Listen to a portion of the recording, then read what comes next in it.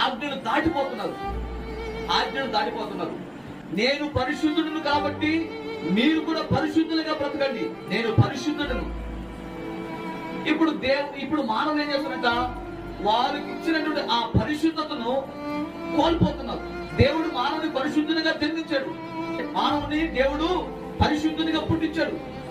కానీ మానవుడు ఏం చేస్తాడంట, ఆ కాలక్రమేణా ఏం చేస్తాడంట, మానవుడు దేవుని సన్నిధిలో ఆ పరిశుద్ధత కోల్పోతున్నాడు.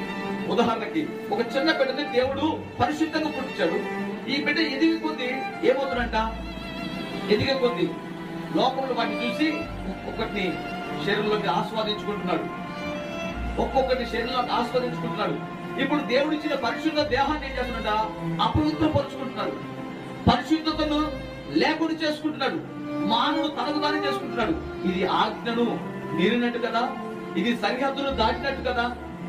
కాబట్టి ఇలా మానవుడు ఒక్కొక్క సరిహద్దుని దాటి పతనమైపోతున్నాడు.